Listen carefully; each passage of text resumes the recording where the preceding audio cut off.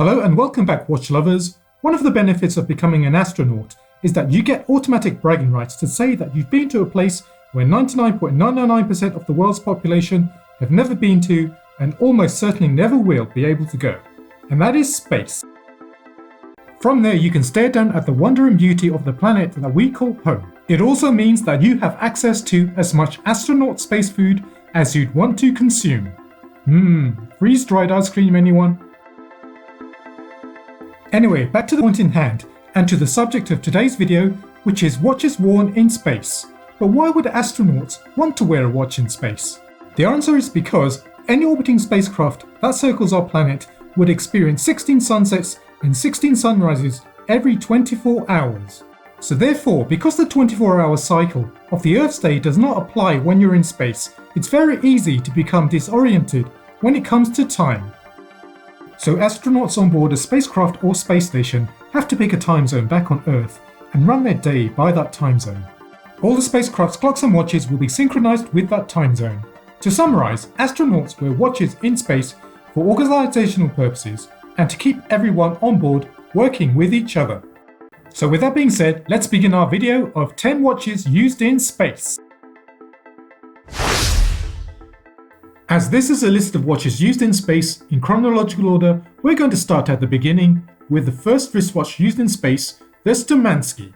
During the 1960s, America and the Soviet Union were competing for technological supremacy in space, and each country wanted to be the first to send one of their nationals into space. On April 12, 1961, the Soviet Union took the early lead by sending one of their lieutenants into Earth orbit. Yuri Gagarin was shot off on board Vostok 1 to complete one orbit of the Earth on a mission that lasted barely 108 minutes. Despite the short duration, history had been made, and horological history was also made, because Gagarin was wearing a Soviet Army issue 17 jeweled Sturmanskie that was issued to its pilots. This was a simple hand-wound watch with no complications other than a second hand, but it worked perfectly during the mission. Gagarin returned home a hero, and looking back, this was well deserved because he had very little to no control over his craft and using unproven technology. For a 27-year-old, the guy must have had balls made of titanium. At 9, we have the Breitling Navitimer. Even though the United States were not far behind the Soviet Union in sending an astronaut into space, in May 1961, Alan Shepard chose not to wear a watch on that mission. It was not until May 4, 1962, when we get the first American astronaut that wore a watch into space. The mission was Mercury Atlas 7, and astronaut Scott Carpenter chose to wear the famous pilot's watch, the Breitling Navitimer. Scott was familiar with the Navitimer and trusted it as a precise instrument. He did, however, ask Breitling to change the watch's tachymeter dial for a 24-hour display for the mission. Breitling recently released a 50th anniversary edition of this mission's watch and called it the Scott Carpenter edition of the Navitimer Cosmonaut. This watch is 43mm in diameter and features a 70-hour power reserve with a high beat movement and a sapphire crystal. The caseback is etched with the commemorative logo of the Aurora 7 mission. At 8, we have the watch used on the first ever spacewalk, the Strela 3017 chronograph. We mentioned earlier that there was a space race between America and the Soviet Union during the 1960s. On March the 18th, 1965, the Soviet Union dealt another metaphorical blow into the stomach of the United States by sending the first ever human to walk in space. The Soviet cosmonaut that achieved this task was Alexei Archipovich Lenov. He spent just over 12 minutes outside his spacecraft with nothing more than his spacesuit and a 5-meter tether to stop him from straying. The watch he was wearing during this mission was the Strela 3017 chronograph, which was one of the first ever chronographs ever produced in the Soviet Union. The 3017 movement was produced in-house using old machinery shipped over from Switzerland, and during this time, these watches were only available to members of the Soviet Air Forces. Later on, it became available for civilians to buy and was also sold under the Poljot and Seiko brands. Today, Strela watches are still made, but the company is now under German ownership. At 7, we have the Omega Speedmaster. The Speedmaster is probably Omega's best-known watch model and also the best-known watch on NASA's officially certified list of watches approved for space travel. It features chronograph functions and a tachymeter scale on a fixed bezel around the dial on the case. This tachymeter, when used in conjunction with a stopwatch, can be used to measure speed in miles per hour, hence the watch's Speedmaster name.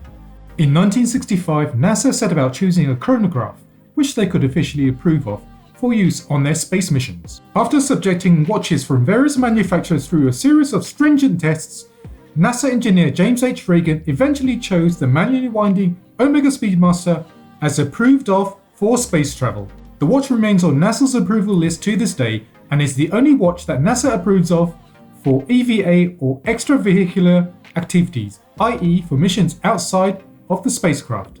The Speedmaster lived up to its EVA approval status by being used on the arm of Edward White during America's first ever spacewalk in June 1965, and of course on the arm of Buzz Aldrin when humans first ever set foot on the moon in July 1969. The manual wind version of the Speedmaster is still available to buy today, although NASA is now issuing its astronauts with the X33 version of the Speedmaster, which uses a quartz mechanism. This watch features a hybrid analog and digital dial so that it can display more than one time zone simultaneously. It offers greater accuracy and has a range of timing functions. At 6, we have the Bulova Lunar Pilot Chronograph. We previously mentioned that the Omega Speedmaster was NASA's officially issued watch during space missions, and on the 1971 Apollo 15 mission, this was no different. All three members of the crew had in their possession a Speedmaster on this fourth mission to land men on the moon. Astronaut Dave Scott was wearing the Speedmaster during his first walk on the moon surface, and the watch worked well enough. However, during his second moonwalk, the watch's crystal came off, making the Speedmaster not only the first watch to be worn on the moon, but also the first watch to break on the moon, a fact that you're probably not going to hear about in Omega's marketing literature. Luckily for him though, he brought his own personal Bulova Chronograph that was gifted to him by the company as backup. So, on his third spacewalk, he tightened the watch's Velcro straps around the outside of his spacesuit and continued with his mission. He can be seen wearing the watch from the mission's photographs, and even here during the recovery when he landed back on Earth. This watch came up for auction recently and sold for over $1.6 million, making it the only watch worn on the moon surface to be in private hands. It comes complete with authentic wear and tear from the mission, and even the lunar dust remains on the watch's surface. All the NASA-issued Speedmasters remain government property. Bulova recently released a tribute to this moonwatch, but with updated modern features such as a sapphire crystal and a high-beat quartz mechanism, accurate to 10 seconds a year. At 5, we have the Seiko 6139, or to give it its nickname, the Seiko Pogue.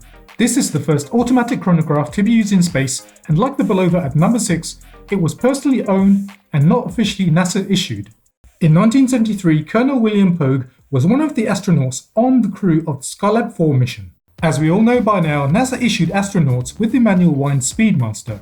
They believed that automatic watches would not work in space due to the effects of the lack of gravity may have on the watch's winding rotor.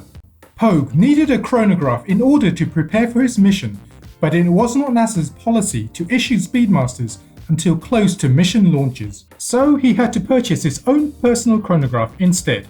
The model he chose was the Seiko 6139-6002, which is an automatic chronograph. He actually took this watch into space without getting it officially sanctioned by NASA, wearing it on his left arm and the Speedmaster on his right arm.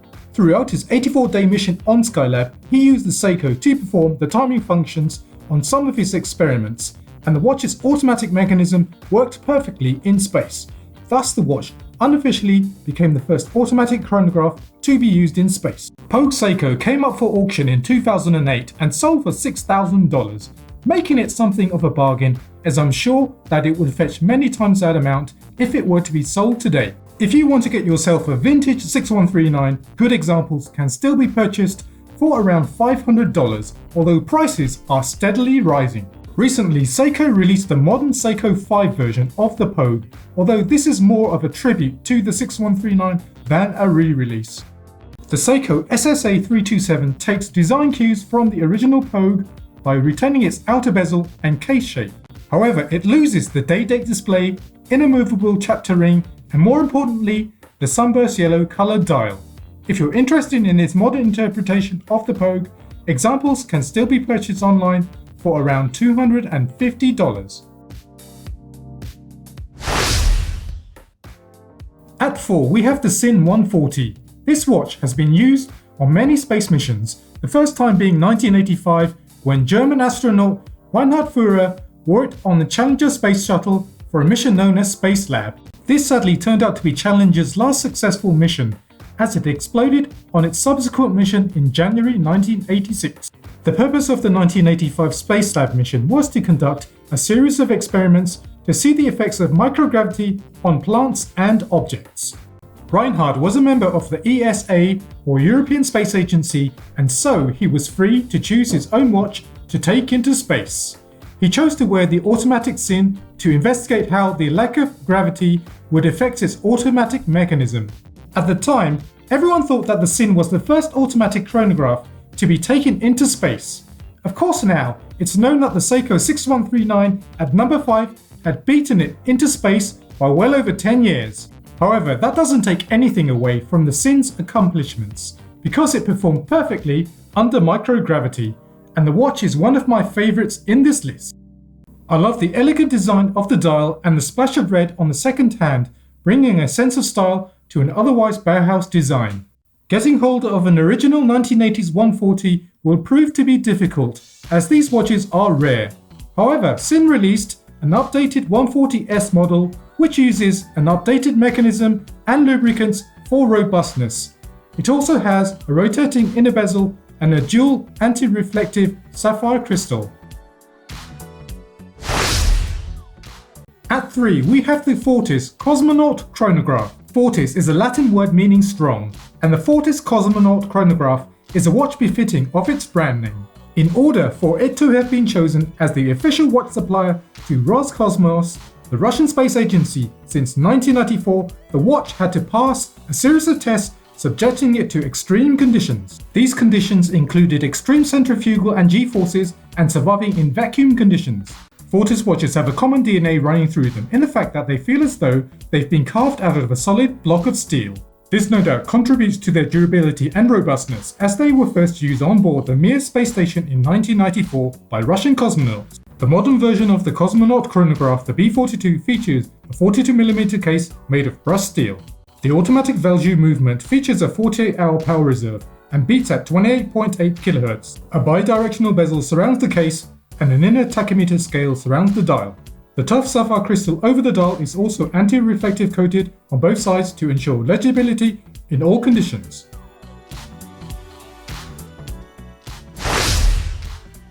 At 2, we have the Casio GShock. So far in our list, most of the watches taken into space have been premium mechanical watches. We now have a more price-accessible digital watch, or a group of watches that have also reached the heady heights of lower Earth orbit, and that is the Casio GShock. The Casio GShock was created over 35 years ago, and it would be on top of most people's lists when it comes to tough watches. For that reason, it should come as no surprise that they have made it onto NASA's list of watches approved for spaceflight. The GShock watches on this list are DW5600C, DW5600E, the DW5900, and the DW6900. If you look at photos from NASA's own website, you will see plenty of examples of astronauts wearing G-Shocks on board the ISS space station. The DW5600 is one of the longest produced G-Shock models in this list, and also one of my favourites.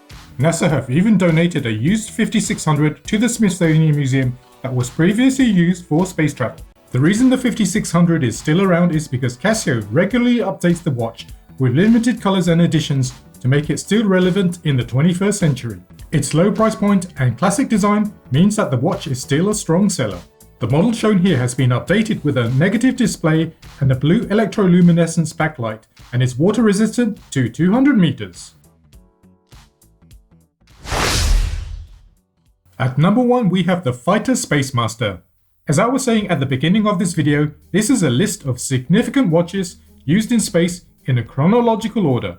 As China is one of the later countries to have entered the space race after the Soviet Union and the United States, we have a watch that was used on one of their most important occasions in space. In September 2008, taikonaut Zhai Zhigang made China's first ever spacewalk that lasted 15 minutes. During this occasion, he was wearing a Fiyta Speedmaster, a Chinese-made manually wound chronograph that was especially developed for this mission. It had a massive 54mm diameter case to aid legibility in space, and used special lubricants to tolerate a wide range of temperatures. Other features of this watch includes an 8-hour rotating titanium bezel, which is the maximum duration taikonauts can stay inside their spacesuit. The watch's movement had a power reserve of 45 hours. With regards to the space race, advancements are still being made, although some of this is coming from civilian billionaires like Elon Musk and Richard Branson, so I wonder what kinds of watches will be developed as this continues. So I hope that this video has shown you that there is a lot more to space watches than just Omega. The Speedmaster is an excellent watch, but the watches in this list just presented are also worthy of your attention. In producing this list, I've had to narrow down watches that have been into space down to just 10, but there were many more that didn't make it onto this list. So it's over to you to write down in the comments what are the space watches you think should have been included in the list or are worthy of people's attentions. This has been Roger from the Vintage Watch Collector. Thank you for watching. Extra good vibes will be sent to anyone that likes and subscribes, and see you next time.